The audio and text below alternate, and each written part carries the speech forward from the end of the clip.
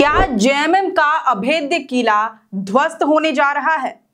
क्या जिस विधानसभा क्षेत्र पर जेएमएम ने 35 सालों तक बेफिक्र होकर राज किया, क्या अब वहां कमल खिल जाएगा?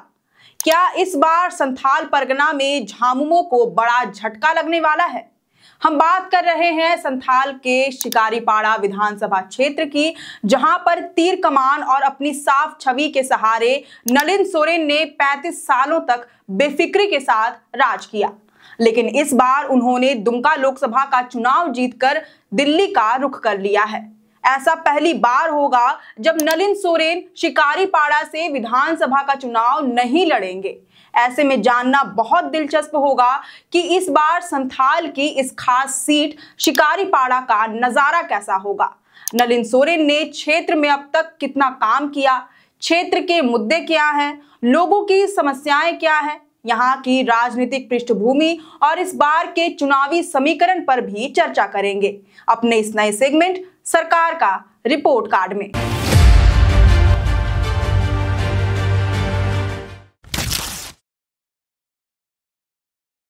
जोहार, आप देख रहे हैं लोकतंत्र 19 की खास पेशकश और मैं हूं आपके साथ अंशु। दुमका जिले के शिकारीपाड़ा विधानसभा की बात करें तो यह सीट आदिवासियों के लिए आरक्षित है, जहां संथाल समुदाय के वोटर करीब 30% है। वहीं मुस्लिम समुदाय के वोटरों की संख्या करीब 15 से 16% है। विधायक के चुनाव में यही दो समुदाय के वोटर्स निर्णायक भूमिका निभाते हैं। शिकारीपाड़ा का यह सामाजिक ताना बाना जेएमएम की सफलता में मुख्य भूमिका निभाता आया है और यही बहुत हद तक भाजपा के हार का सबब भी बनता रहा है। साल 1990 से ही नलिन सोरेन शिकारीपाड़ा के विधायक हैं। विरोधी कोई भी हो, नलिन सोरेन को आज तक हार का मुंह नहीं देखना पड़ा है। इस बार के विधानसभा चुनाव में नलिन सोरेन की जगह जेएमएम उनके बेटे आलोक सोरेन को टिकट दे सकती है। नलिन सोरेन भी अपने बेटे को टिकट दिलाने का हर संभव प्रयास कर रहे हैं। आलोक सोरेन क्षेत्र में काफी पहले से सक्रिय भी है। वहीं भाजपा की तरफ से अब तक कोई वैसा संभावित उम्मीदवार नहीं दिख रहा जो जेएमएम और नलिन सोरेन की राजनीतिक विरासत पर पूर्ण विराम लगा सके। हालांकि सूत्रों की माने तो एक बार फिर से भाजपा परितोष सोरेन को ही मैदान में उतार सकती है। परितोष सोरेन इस सीट पर 2009 से ही हाथ आजमा रहे हैं। पहले बाबूलाल मरांडी की पार्टी जेवीएम से, फिर बाद में भाजपा की टिकट पर, लेकिन आज तक वह यहां पर सेंधमारी नहीं कर पाए। बहरहाल प्रत्याशी जो कोई भी हो, लेकिन इनके सामने क्षेत्र की समस्याओं का समाधान करना एक बड़ी चुनौती साबित होगी। अगर शिकारीपाड़ा के मुद्दे और यहाँ की समस्याओं की बात की जाए तो इस क्षेत्र में खेती किसानी, रोजगार, पलायन, स्वास्थ्य, पेयजल, बिजली, शिक्षा, नक्सली से संबंधित समस्याएं हैं। हालांकि कुछ इलाकों में पेयजल और बिजली की आपूर्ति कुछ बेहतर है, लेकिन वहीं कुछ जगहों पर आज भी लोगों को डोभा और झरने का पानी पीने के लिए मजबूर होना पड़ता है। शिकारीपाड़ा के कई इलाकों में सिंचाई की सुविधा नहीं है। खासकर शिकारीपाड़ा और काठीकुंड के इलाके में किसानों को पूरी तरह मानसून पर ही निर्भर होना पड़ता है। पहाड़ी इलाका होने के कारण बारिश का पानी भी यहाँ ठहर नहीं पाता। मसानजोर डैम लोगों की आकांक्षाओं को पूरा नहीं कर पा रहा है। सिंचाई की सुविधा खेतीहर जमीन के हिसाब से नहीं मिल रही है। इस कारण अधिकतर खेत सूखे रह जाते हैं। धान की खेती के समय मजदूरी के लिए इस क्षेत्र के अधिकतर मजदूर बंगाल के खेतों की तरफ रुख करते हैं। इस दिशा में कोई ठोस पहल भी नहीं हो सकी है। अधिकांश चेक डैम भी कारगर नहीं है। रोजगार के लिए यहाँ एक भी उद्योग नहीं लग सका है, जिस वजह से यहाँ के लोग पलायन को मजबूर हैं। शिकारीपाड़ा विधानसभा क्षेत्र की पहचान पत्थर उद्योग के रूप में है। यहाँ सैकड़ों की संख्या में स्टोन माइंस है, जहां से रोजाना सैकड़ों ट्रक स्टोन चिप्स झारखंड और बिहार के कई जिलों में जाते हैं। यहाँ दर्जन भर कोल ब्लॉक चिन्हित है। अगर ये कोल ब्लॉक चालू कराए जाएंगे तो रोजगार का सृजन होगा और विकास की रफ्तार तेज होगी। इससे पलायन की समस्या का भी कुछ हद तक समाधान हो पाएगा। स्वास्थ्य व्यवस्था यहाँ आज भी लचर है।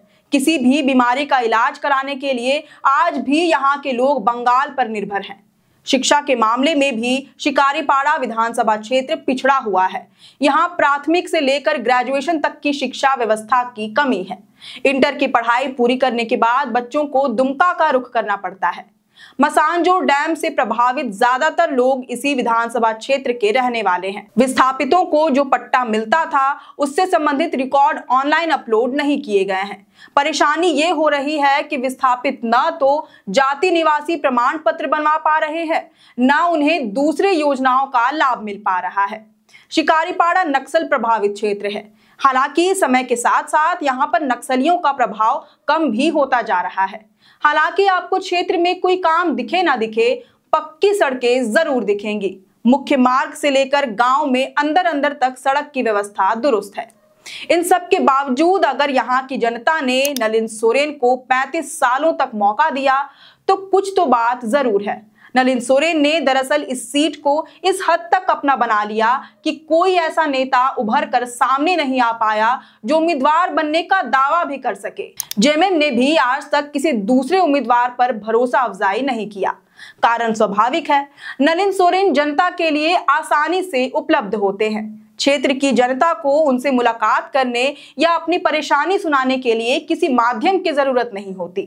बताया जाता है कि वह हर रोज अपने बरामदे के बाहर कुर्सी लगाकर लोगों की समस्याएं सुनने के लिए बैठे रहते हैं ताकि लोग बेझिझक होकर अपने मुद्दों की बात कर सके। इतना ही नहीं, मृदुभाषी नलिन सोरेन अपनी जनता के हर सुख दुख में साथ खड़े रहते हैं।